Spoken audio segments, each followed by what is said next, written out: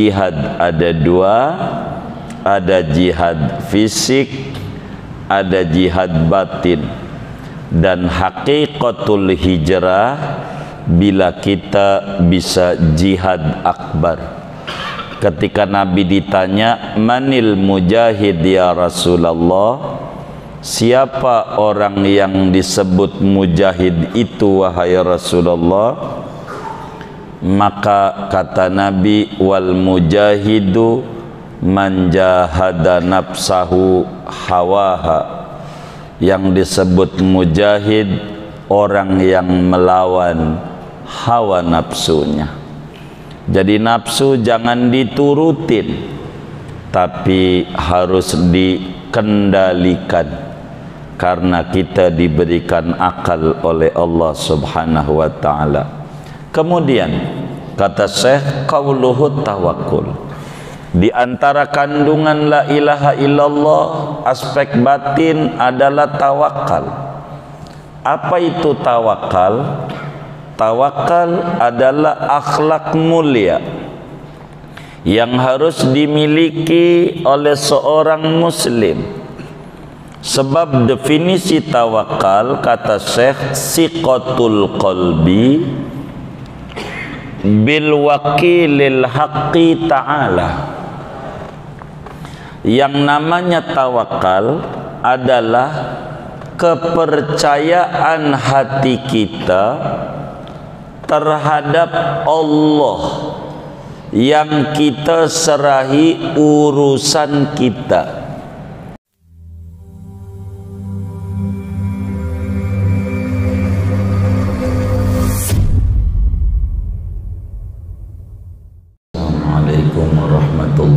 Wabarakatuh.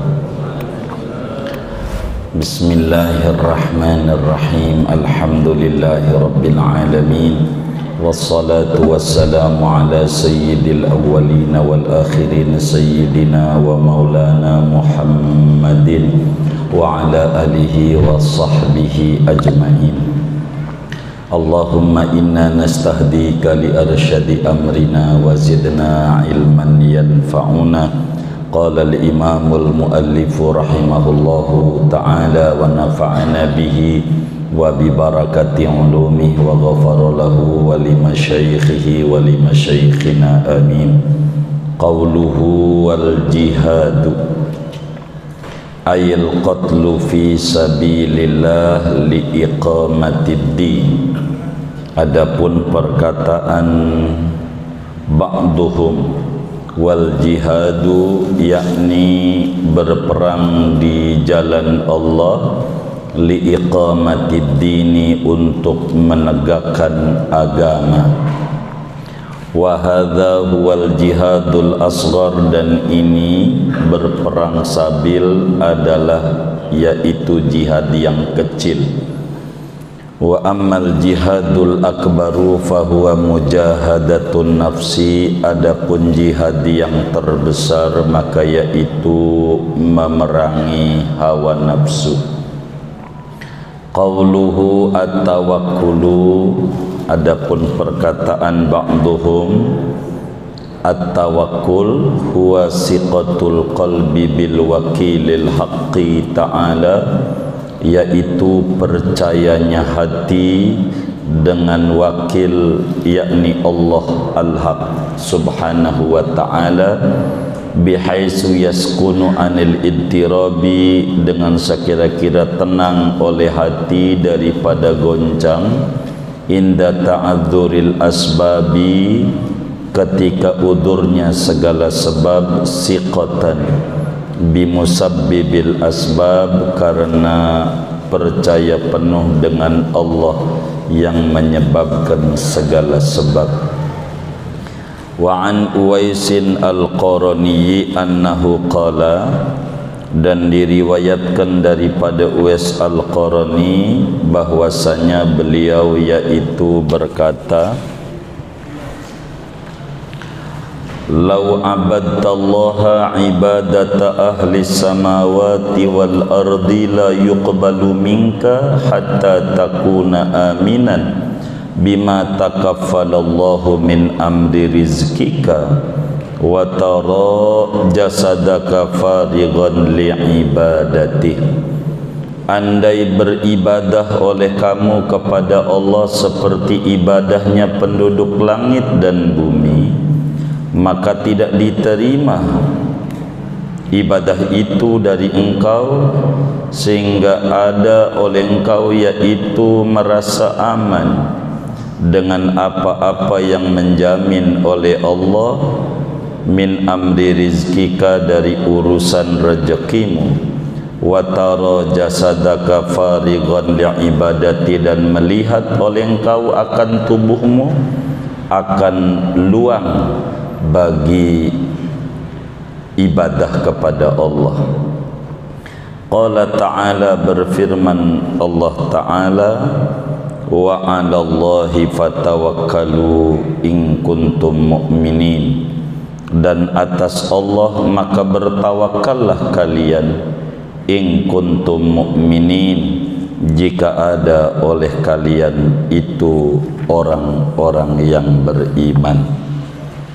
Wallahu a'lam bishawab. Segini dulu dah. Jamaah sekalian yang mulia, pertemuan yang lalu dijelaskan di balik huruf la ilaha illallah ada 12 huruf yang di dalamnya tersirat ada 12 kefarduan, baik aspek zahir maupun aspek batin. Aspek zahir 6, yaitu bersuci, solat, zakat, puasa, haji, dan ke-6 jihad. Aspek batin juga 6, ada tawakal, tafwid, sabar, ridha, zuhud, dan taubat. Malam hari ini kita akan mengurai daripada aspek zahir kandungan la ilaha illallah, yaitu jihad, dan aspek batin dari la ilaha illallah, yaitu tawakal. Kata Syekh Nawawi, qauluhu wal jihadu, jihad, apa sih jihad itu? Berjuang itu. Jihad ini, kata Syekh, memiliki 2 bagian. Wala tuti'il kafirina wajahidhum bihi jihadan kabira. Ada 2 pengertian jihad. Yang pertama namanya jihad fisik, baik dengan jiwa maupun harta benda, yaitu al-qatlu fi sabilillah liiqamatid din. Jihad itu berperang sabil untuk menegakkan agama. Ini jihad. Tidak semua nabi diperintahkan jihad, hanya sebagian saja.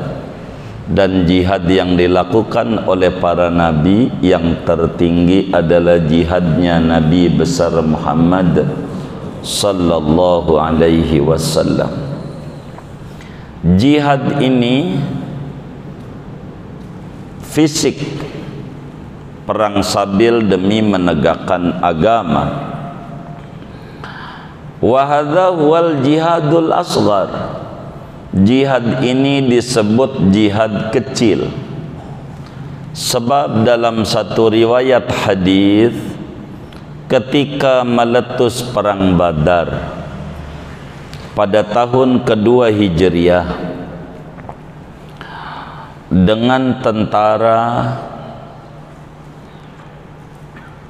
313 pasukan,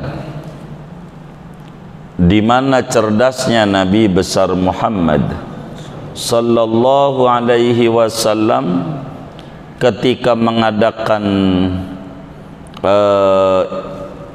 intel, jadi ada bin namanya, Jadi ada badan intelijen, Sayyidina Ali nanya sama seorang pembantunya, budaknya Ibnu Abi Mi'yad.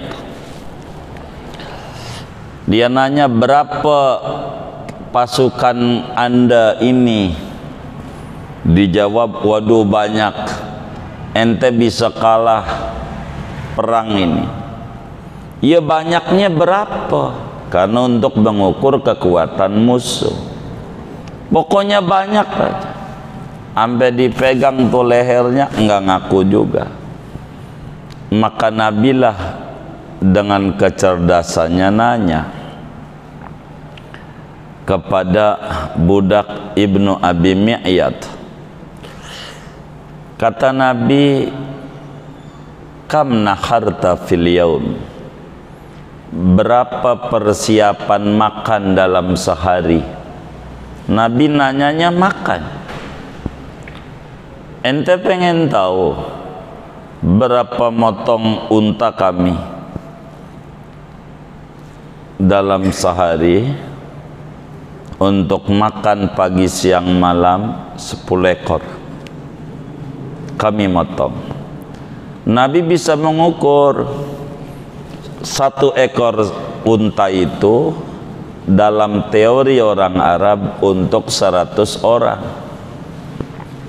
Maka Nabi tahu kekuatan musuh itu jumlah tentaranya 1000. 1000 itu dari situ. 1000 perang Badar. Pasukan Islam 313. Meletus perang Badar pada tanggal 17 Ramadan. Lagi puasa. Perang. Puasa. Kalau kita ini nanti perang sebelum puasa. Habis pas puasa udah rapih biar enggak ribut, adem gitu. Jadi mesti di Sa'ban akhir gitu. Mau perangnya nanti nih 14 Februari.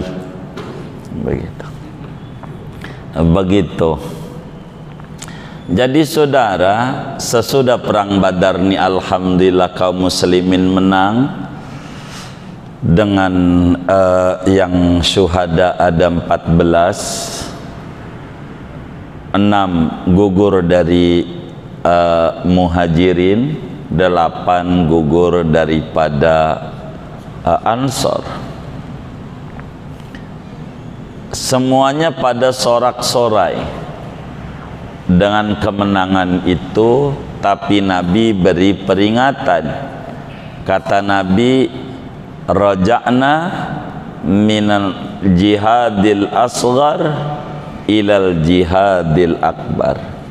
Kita pulang ini habis jihad kecil menuju jihad besar. Jadi jihad itu ada 2. Ada jihad kecil, ada jihad besar. Apa itu jihad besar? Wa ammal jihadul akbar fahuwa mujahadatun nafsi. Jihad yang terbesar adalah melawan hawa nafsu angkara murka. Hawa nafsu ini harus dilawan. Kalaulah kita mampu menguasai nafsu, akal yang menang, maka hidup kita akan tenang dan tentram adanya. Tapi kalau akal kita kalah dengan nafsu, maka kita bisa bersejajar dengan binatang, bahkan lebih rendah daripada binatang. Sebab nafsu ini, kata Nabi, a'da aduwika nafsukallati baina jambaika. Musuh yang paling besar daripadamu yaitu nafsumu yang ada di antara 2 lambung. Nafsu ini, dan kerugian kita dalam hidup karena kurang pandai mengelola nafsu. Andai kita bisa memperlakukan nafsu kita kayak baju, pasti kita udah mulia banget hidupnya. Apa itu baju? Manakala kotor dicuci, manakala kotor dicuci, bila kotor dicuci. Bila kita memperlakukan nafsu kayak baju, manakala terjerumus kepada lubang kedosaan, bertaubat, terjerumus bertaubat, terjerumus bertaubat, maka kita akan menjadi mulia adanya. Bila kita memperlakukan nafsu kita kayak kuda, maka kita sudahlah mulia. Kuda itu kalau belok ditarik tali kekangnya biar lurus. Kalau belok lagi ditarik tali kekangnya biar lurus supaya cepat sampai ke tujuan. Bila kita memperlakukan nafsu kita, bila kita belok malas ibadah, ditarik lagi biar kita semangat, malas lagi, tarik biar semangat, maka kita akan menjadi mulia adanya. Nafsu ini nih, bila nonton bola kita kuat, bila baca Quran seain kita nguap. Ada yang model begitu? Enggak ada. Ini nafsu namanya, nafsu. Kita harus pandai dikelola. Sebab wa khalifin nafsa wa syaitana wa'sihima wa inhuma mahadakan nushafat tahimi fan nafsu katifli in tuhmilhu syabba ala hubbir radai wa in taftimhu yanfatimi. Kata Imam Busiri dalam burdahnya, perangilah nafsumu dan setan, sekalipun keduanya punya nasihat kayaknya bagus, fatahimi, curigai. Sebab nafsu menjerumuskan. Malam-malam enak baca Quran, udah 3 juz masih semangat, udah jam 3 tambah lagi jam 4 juz, udah jam 4 aja tidur, kagak sholat subuh. Nafsu begitu. Jadi katanya semangat perlu ditambah, padahal kagak, biar kita enggak ibadah. Jadi baca Quran yang sunat kita kerjakan, sholat subuh yang wajib kita gara-gara kalah dengan nafsu. Ini nafsu.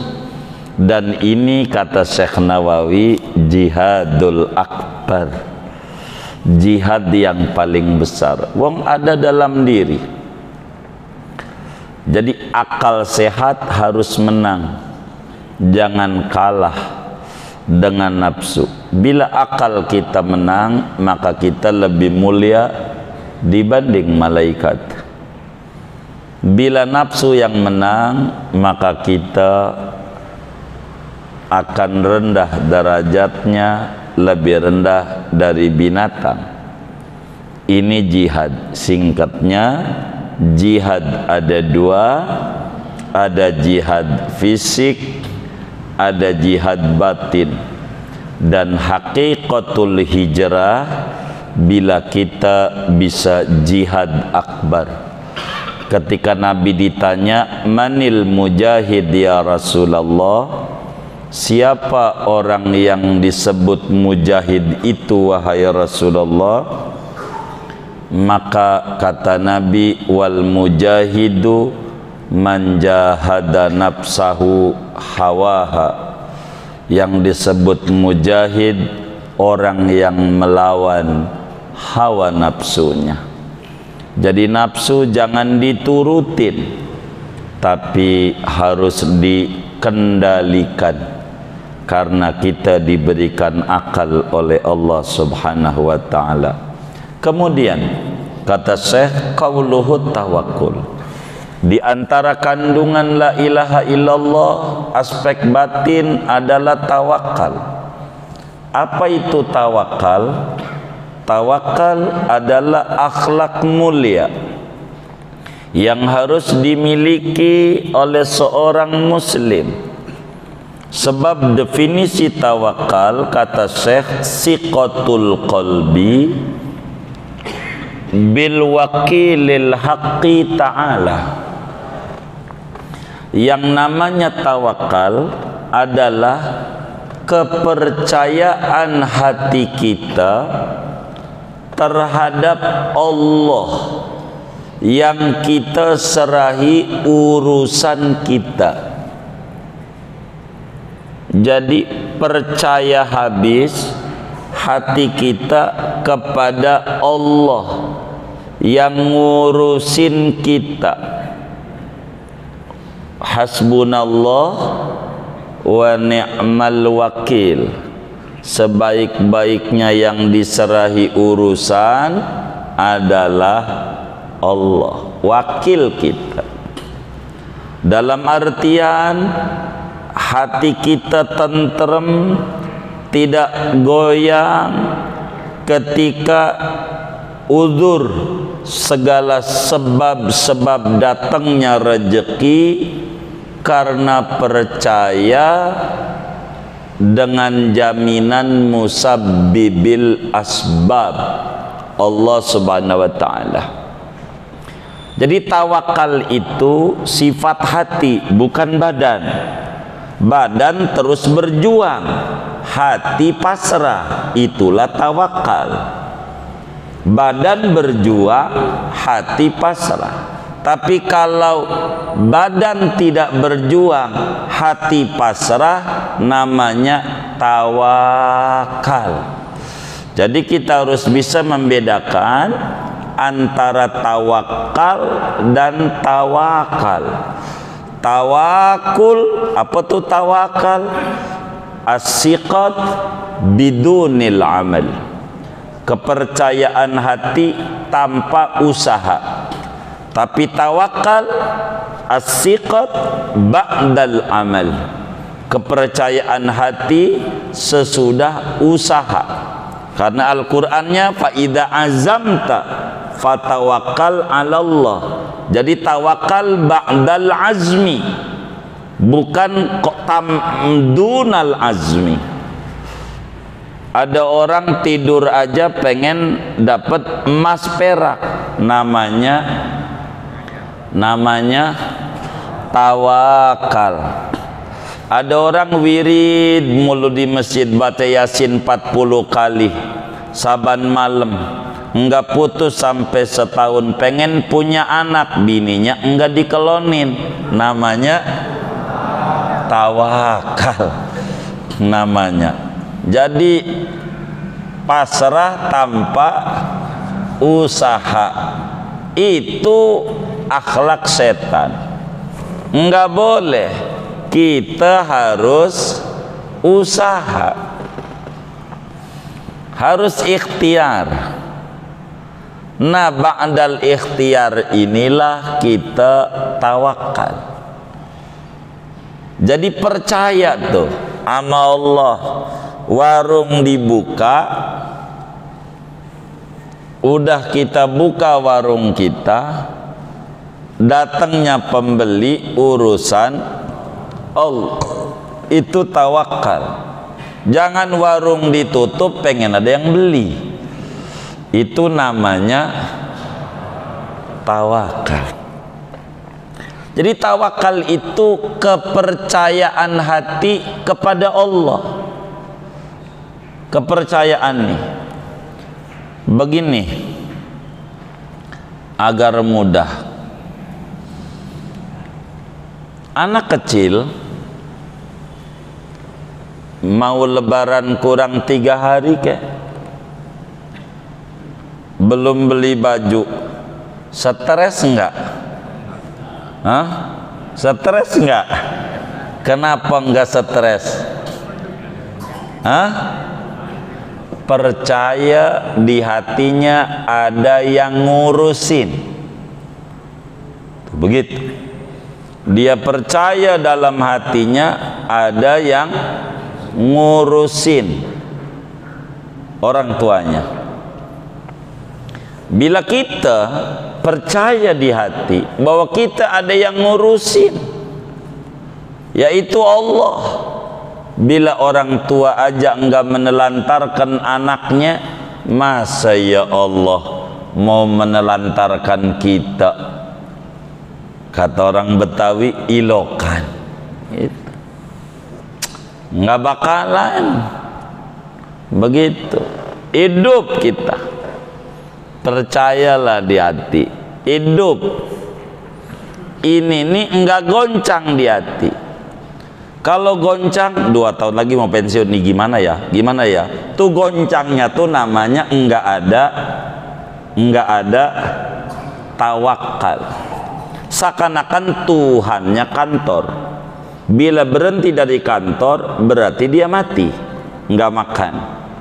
Ini namanya ta'alluq bis sabab, la ta'alluq bi musabbibil asbab.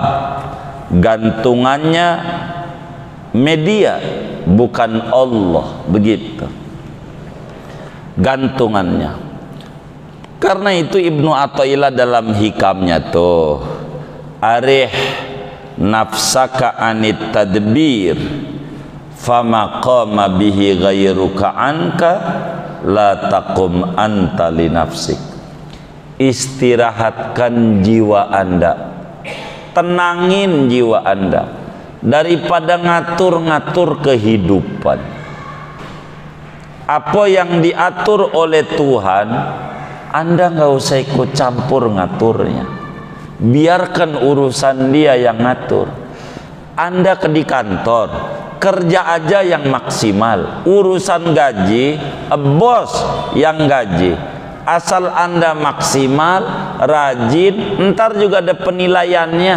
Naik golongan, naik pangkat, itu ada nilai poin gaji. Asal Anda rajin. Ini urusan gaji, urusan bos. Urusan kita kerja maksimal. Urusan rezeki, urusan Allah. Urusan kita ikhtiarlah yang maksimal. Itu urusan kita sebagai hamba. Hati percaya bahwa rezeki dijamin. Bila tokek, cicak, burung dipikirin rezekinya sama Allah, yang nggak punya selip gaji, nggak punya kontrakan, nggak punya ijazah, masa ya kita kagak dipikirin rezekinya sama Allah, ilokan. Begitu saudara. Ini namanya disebut tawakal. Serahin ama wakilul haq jalla wa'ala. Hati yang penting maksimalkan dalam ikhtiar. Ikhtiar kita maksimal. Rezeki enggak kemana. Asal kita ikhtiarnya maksimal. Jangan tengok kanan, tengok kiri. Ini yang jadi stres dalam hidup. Memakai baju orang lain. Kalau kita ngukur baju di badan orang lain, pastikan enggak muat. Kalau enggak kegedean, kekecilan. Kekecilan. Begitu saudara. Jangan kita ngukur kehidupan orang lain, puyeng sama kita.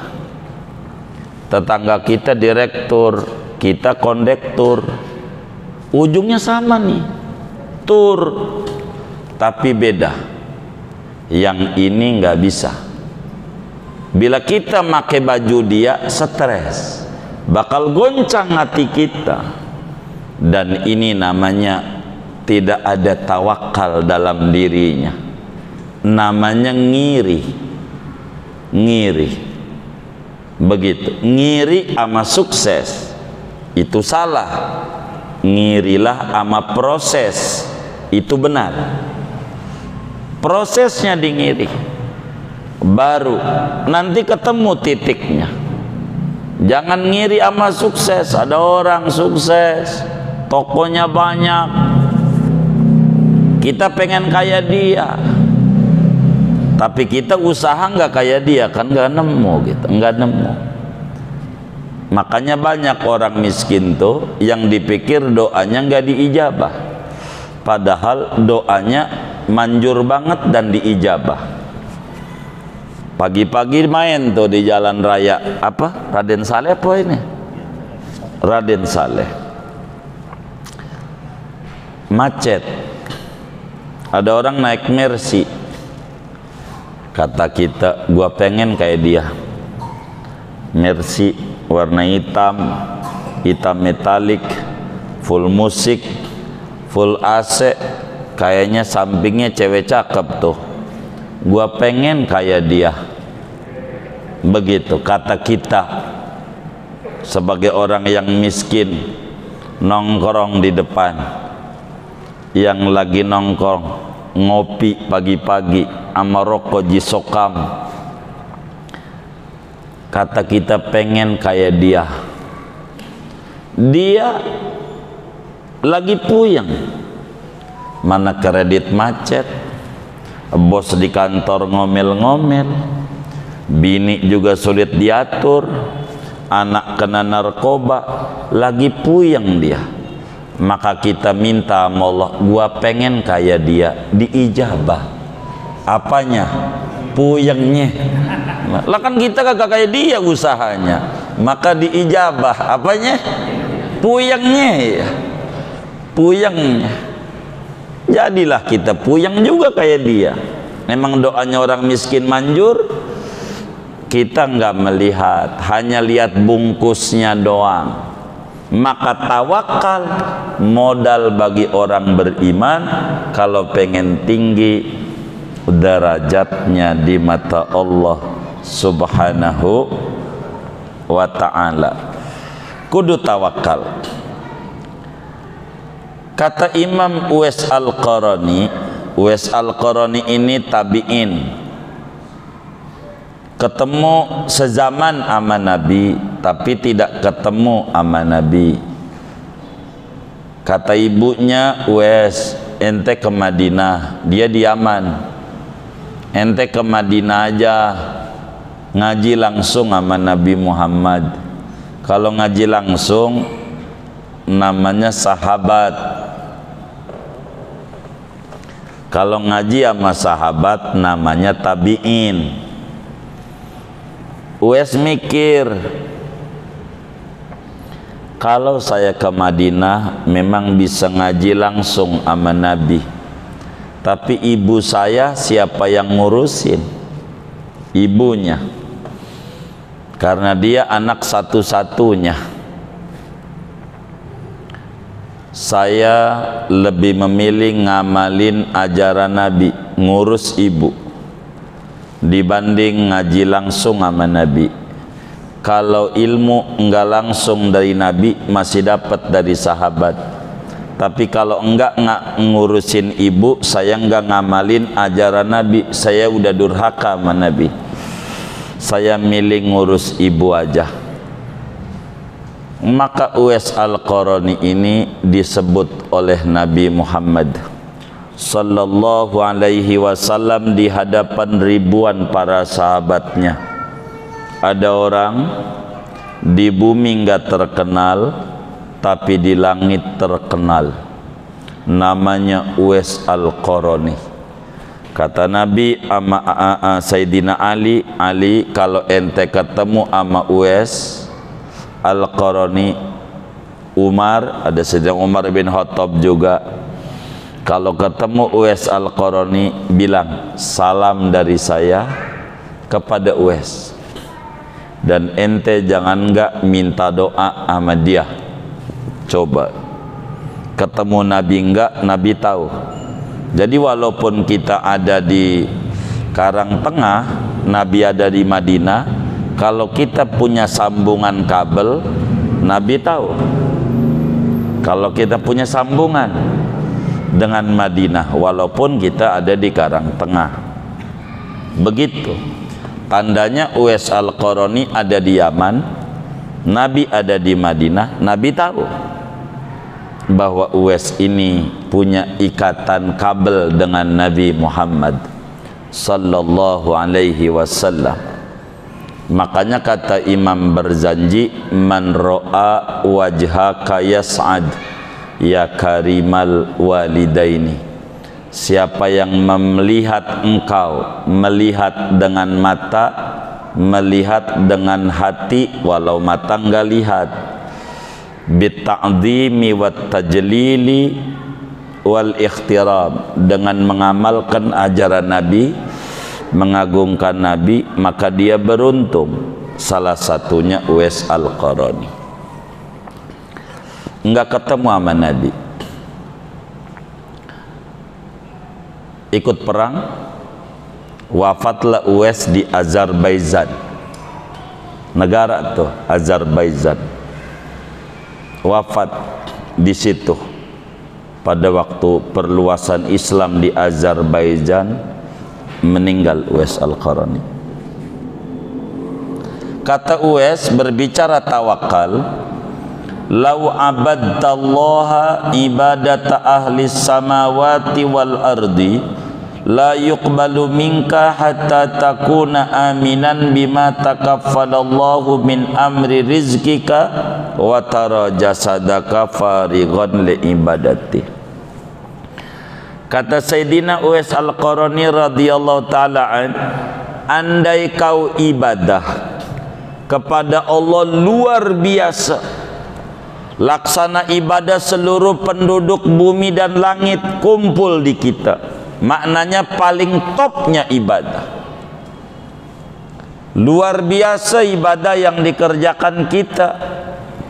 Andai begitu, enggak bakalan diterima ibadah kita itu, kata Uwais, sebelum kita memiliki tawakal, merasa tenang urusan rezeki yang dijamin oleh Allah, sehingga badan kita kudu luang untuk ibadah.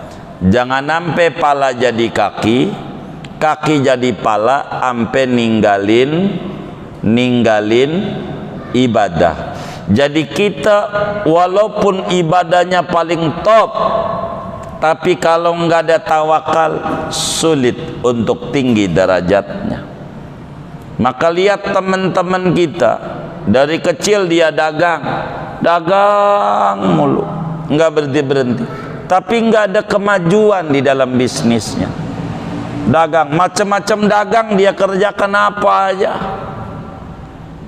dagang, begitu, apa aja dia dagang, tapi nggak ada perubahan, kemajuan pada bisnisnya. Kenapa?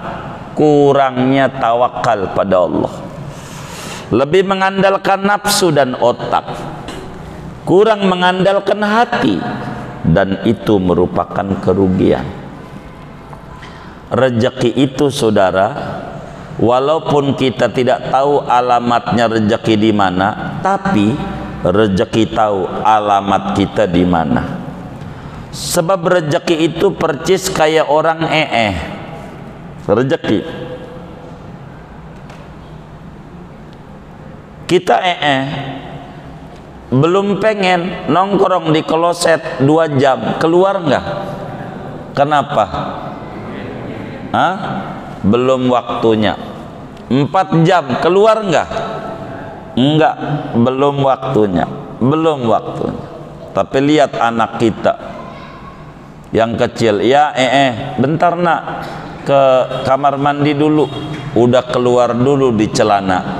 Kenapa tuh? Udah waktunya. Rezeki itu kayak begitu. Kalau belum waktunya kita muter kemana-mana, bawa Grab, nggak dapat. Lagi tidur, bang anterin gua. Kalau rezekinya mau bisa begitu tuh, rezeki itu, maka mantepin di hati. Kalau itu rezeki kita, nggak bakalan diambil orang. Kalau itu rezeki orang, biar kita upayakan juga nggak bisa bakal sampai kepada kita. Itu rezeki. Maka tenangin hati urusan rezeki. Orang kalau masih hidup, yakini rezekinya masih banyak. Kalau kita udah mati, berarti rezeki kita udah habis. Kita harus bedakan antara rezeki dan milik, saudara. Rezeki itu udah pasti milik, milik belum tentu rezeki. Duit kita yang ada di bank itu namanya milik. Duit kita yang udah kita pakai namanya rezeki. Yang udah kita pakai, yang ada di bank namanya milik. Kita kerja, itu kerja tuh gaji tuh bukan rezeki. Gaji tuh milik namanya. Jadi bisa aja rezeki bini kita, rezeki anak kita. Makanya kita kudu bisa membedakan mana rezeki, mana gaji. Kalau gaji ada selipnya, kalau rezeki nggak ada selipnya. Kalau gaji dari bos, kalau rezeki dari Allah. Dari Allah. Kalau gaji ada ukurannya, kalau rezeki nggak ada ukurannya. Kesehatan rezeki, istri nurut rezeki, anak baik rezeki, harta juga ada rezeki di sana.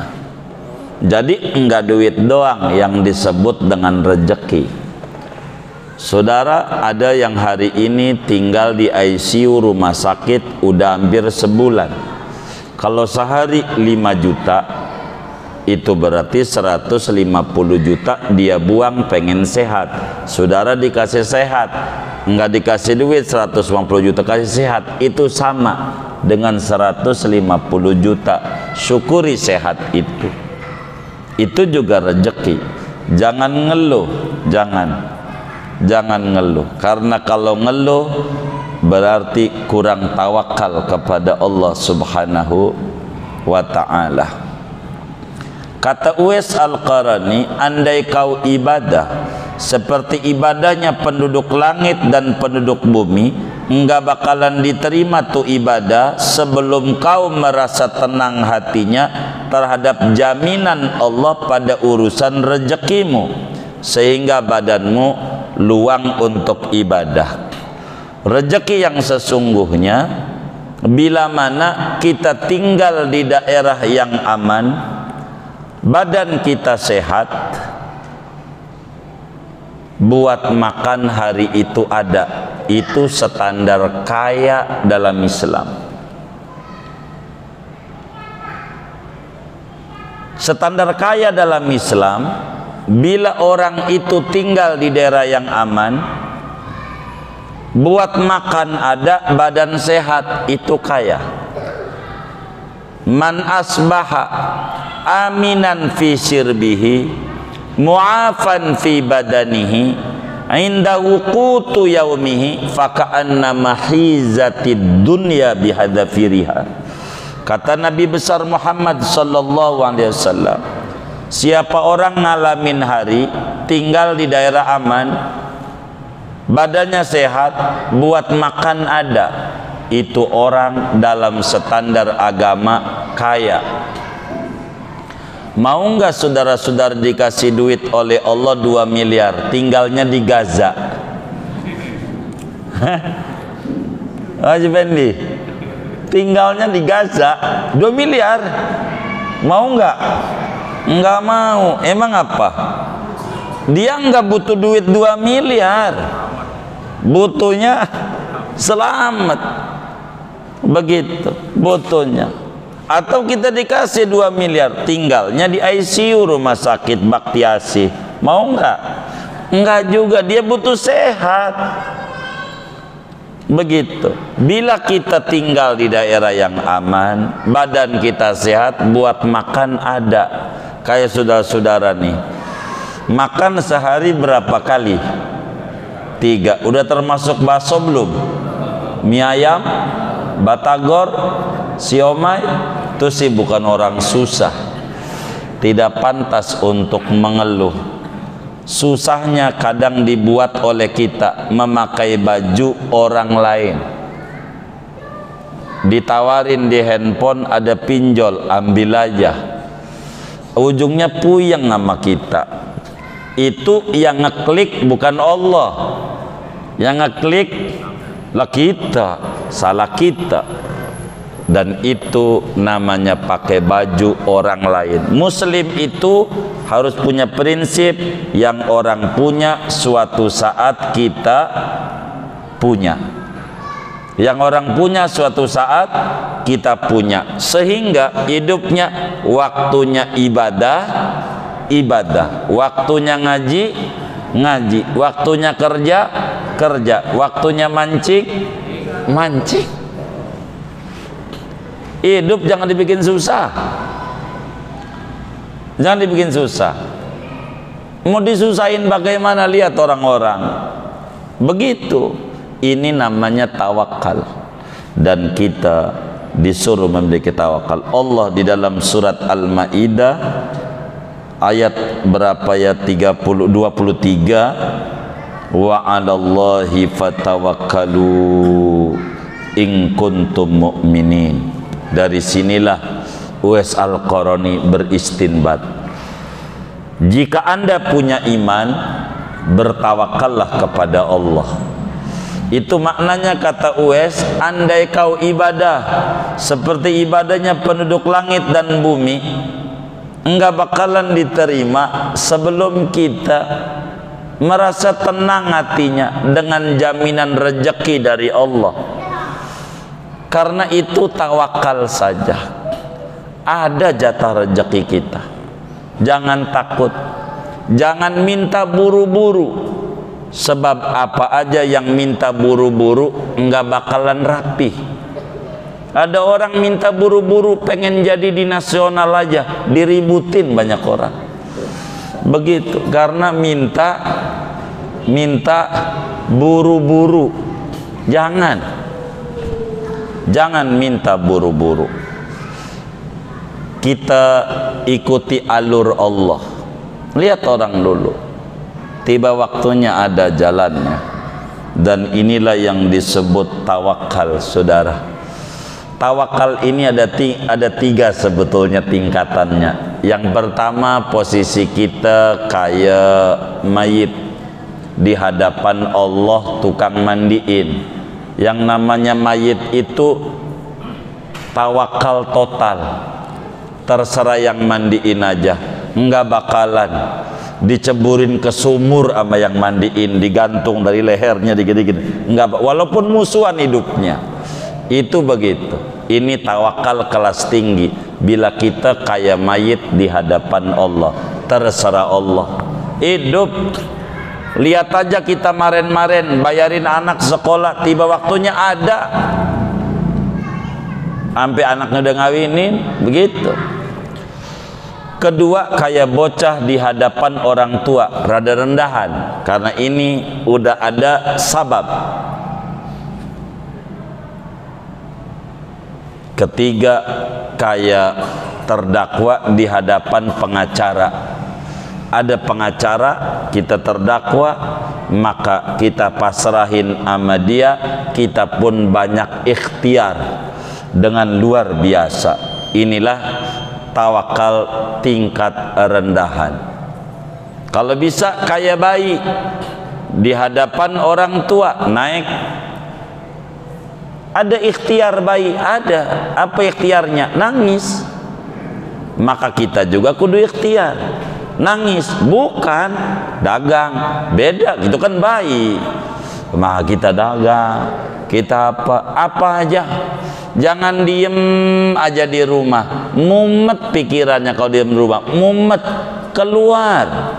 Al-harokah barokah. Keluar dari rumah itu berkah. Jangan diem aja di rumah, ngeluyur kemana kek. main ke rumah kawan, ngobrol sama kawan, muncul di hati, gua kira gua doang yang puyeng, parahan dia dibanding gua.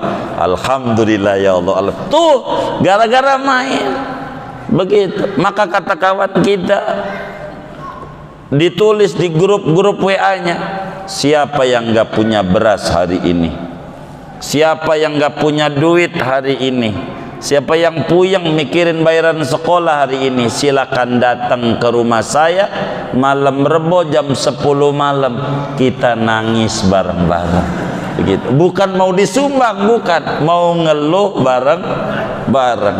Jadi jangan begitu, jangan. Kita nikmati hidup. Jangan susah kita ditulis di WA, jangan. Kalau kita susah jangan. Satu kerugian. Kalau susah, kalau dagang boleh. Ada yang mau beli kambing saya, begitu, bolehlah dagang. Emang itu iklan namanya. Kalau susah jangan. Sebab itu ndak boleh yang tahu kita mau Allah. Karena kalau ditulis namanya jelek-jelekin Allah. Man asbaha wa huwa yasku dhiqa ma'isyatihi faka'annama yasku rabbah. Kata Nabi, siapa yang ngalamin hari dia mengeluhkan tentang kondisi dompetnya, dia ngalamin dana rendah, maka dia lagi jelek-jelekin Allah. Jangan. Kita diam, zikir, minta sama Allah, zikir, dan harus benar. Jangan lagi susah ziarah keluar Batang, ziarah ke Empang Bogor, mana lagi ya? Ya pokoknya ziarah-ziarah lah orang-orang soleh. Lagi susah, pas udah goal proyeknya, mainnya ke Puncak, Pantai Cerita, ke Guci. Kata Allah, ini bagaimana ini? Gua kasih susah aja deh biar main ke Wali aja, begitu. Karena nggak stabil jiwanya. Maka tawakal kunci hidup bahagia. Mudah-mudahan Allah anugerahi kita bersama ketawakalan yang tinggi kepada Allah Subhanahu wa taala. Amin ya rabbal alamin. Belum selesai uraian tawakal ini, nanti pertemuan mendatang masih dibahas dengan hadis yang menerangkan tentang pentingnya tawakal dalam hidup dan kehidupan kita. Wallahu a'lam bishawab.